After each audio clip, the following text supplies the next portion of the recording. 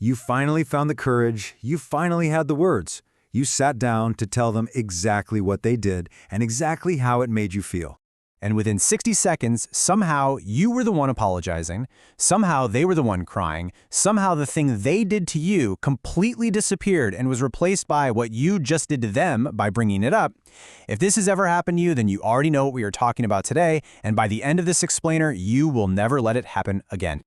Okay, let's dive into this. What you experienced isn't an accident. It's not a misunderstanding. It is a highly sophisticated psychological mechanism we call the pivot. Think of it as that exact, distinct moment when the person who actually caused the damage suddenly becomes the person who is most visibly suffering from it. Your pain gets pushed entirely off the table, and suddenly their pain is the absolute center of the conversation. Number 1. Transferring moral high ground. And this brilliantly illustrates exactly why they do it. The first reason narcissists play the victim is that it instantly transfers the moral high ground. I mean, think about human nature, right? In literally any conflict, the person who is suffering holds all the power. They are the one who instinctively deserves comfort, understanding, and accommodation. So by taking on the role of the injured party, the narcissist instantly reverses the entire dynamic of the conversation. Imagine confronting a partner about lying. You have the facts, you have a completely legitimate concern. But within minutes, you're being told that your tone is so aggressive it's making them feel unsafe. Notice what just happened there. Your factual, totally valid concern has been framed as a dangerous attack. You, the person who was lied to, are now the aggressor. And the person who lied to you, well, now they're the fragile victim who needs to be handled carefully, while your feelings are completely set aside. Number 2, silencing through fake distress. Victim positioning is, hands down, the most effective way to silence someone who's trying to hold you accountable. When they respond to a confrontation with all this visible distress, they aren't actually expressing genuine emotion. What they're doing is creating an environment where continuing to press them feels socially and emotionally impossible, especially for a highly empathetic person. It plays out like a deeply frustrating tragicomedy. Step 1, you're trying to maintain a serious, necessary conversation. Step 2, the other person begins crying, showing profound devastation at your words.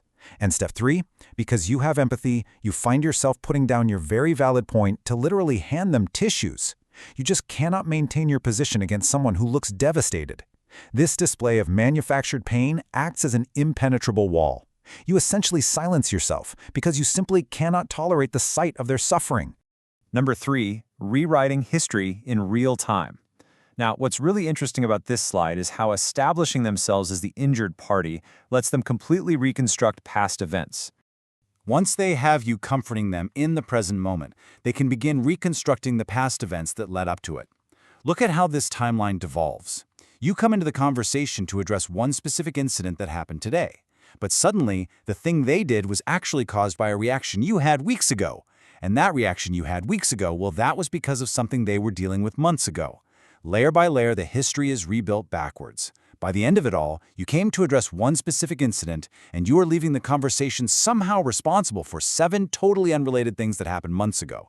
The original harm is buried so incredibly deep under reframing and counteraccusation that you leave completely confused. And make absolutely no mistake, that confusion was the goal all along.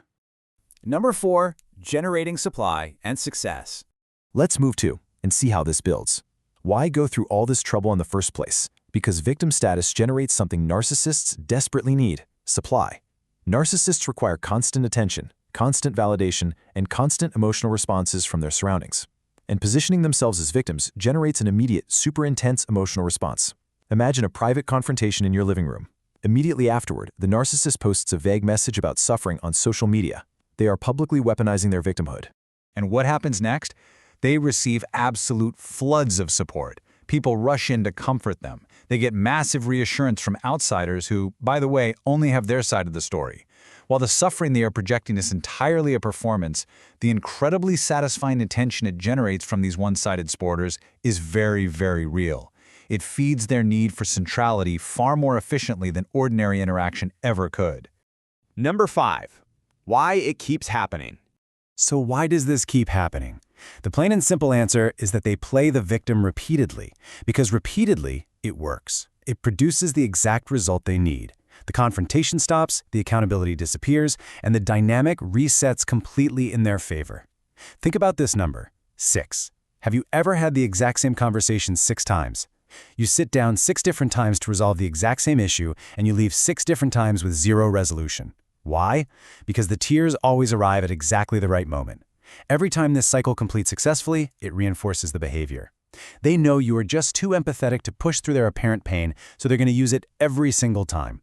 Number 6, breaking the cycle. So the crucial point is understanding this mechanism before you even enter the conversation. How do we actually stop this? The only way to stop this mechanism from working on you is to see it coming. Because once you're inside the conversation, and the tears are flowing, and they're telling you how deeply your words have wounded them, man, it is almost impossible to hold your ground. You have to anticipate the tactic before you even walk in the room. You have to remember that your job is not to manage their emotional reaction. Your job is to say what you came to say. By knowing beforehand that the suffering is a tactic and not a truth, the wall they build can no longer stop you. You can acknowledge their distress. You can hand them a tissue, but you do not let it control the conversation or erase the accountability. They are not crying because you hurt them. They are crying because it is working. And the moment you know the difference, you stop being someone they can silence.